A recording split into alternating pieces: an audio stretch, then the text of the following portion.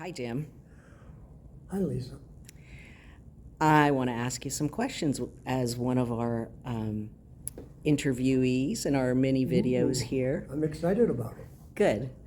Well, I know that you're a bicyclist. Yeah, You often bicycle 10, 20 miles before church even starts. right. That takes a lot of discipline. So what I want to ask you today is, because I know this to be true, you have a very disciplined spiritual life. What brought you here to Shepherd of the Hills to get that and cause you to go on to serve in the ways that you're serving now? Very good questions.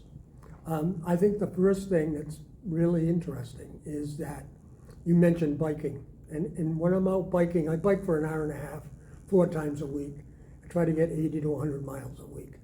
But what it is I'm out there thinking of others while I'm out there, of what I can do to help and things of that nature. It's really, it's like where my serenity is while I'm out there biking. And I'm getting good exercise. And that leads me into, I think that what happens is I've always been a God guy. I've always loved God. I've always believed in a higher power. And I believe that, that the road to heaven is narrow and few are chosen. And when it says few are chosen, it means less than 50%. And I want to be the one that gets to heaven. That makes it through the gates. Yes, but what happens is when we come to church and we're at church, we're thinking about all of that. But then the bell rings and it's the end of the Mass and it's a wrap. And we walk out into our lives until next week. Exactly. Instead of thinking of the Lord all during the week and thinking of how can I serve Him. And the answer came to me that I knew that people were going to be asked to be on the vestry. And one of the fellows, Jay Joins, sat next to me in church, and he was a vestry member. So I pretty much assumed he would ask me to be on the vestry. And then Patty came and went, "Oh, shucks, you got him before you." I had a chance to get him. And the thing is, though, so people see, I think they can see that, I'm an action guy. And I'm also a person that has these beliefs in me. And the thing that I love about church is I sit here and I think about, the Lord for an hour. And it gives me, and then when I go up to Holy Communion, it's like being reborn each and every week that I'm there. And I have that communion to walk in His way. And the thing that is really kind of scary is the 12 apostles were all murdered and sacrificed. They didn't make it through. And one of the things that's just hit me just recently is that how are they out fishing? They come to the shore, and Jesus says, "Come follow me, and leave your nets, leave your boats, and leave everything, and come on, let's go." I mean, who would do that? And there is one in the Bible that talks about a man who had everything. Said, "Jesus, what can I do?" And he said, "Give away everything and come follow me." He said, "Oh, I can't do that. I can't do that."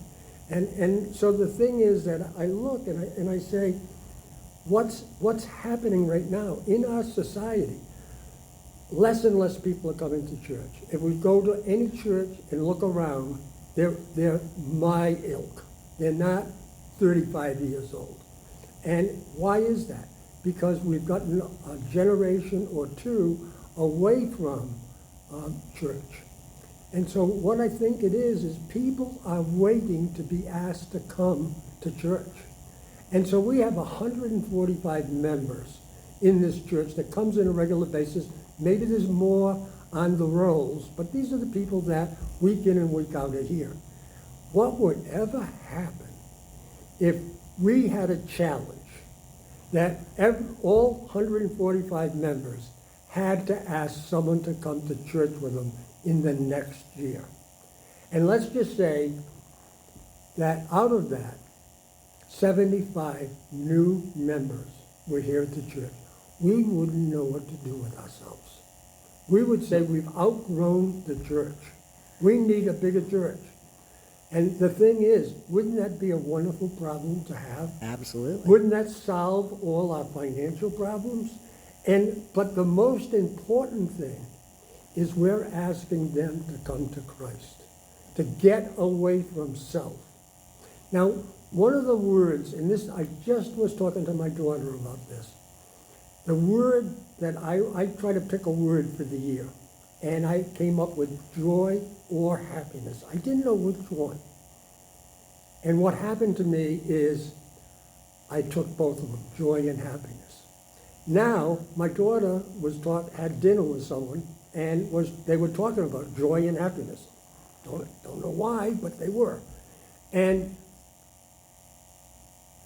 one of the things on joy and happiness is getting possessions. Joy is the inner self, the inner workings. That is where we get to take that narrow road which leads to Christ. The thing that can't be broken, the thing that can't be taken away. Exactly. And, I think that the kids are our future here. And the only way we're going to get kids is we're going to have them have parents that are under 40 that are coming to church. And then the last thing that we see in church a lot is, or not so much church, but outside, is very high divorce rates. And the reason is because there's no foundation to build on. And the foundation is church. And that's why I love church.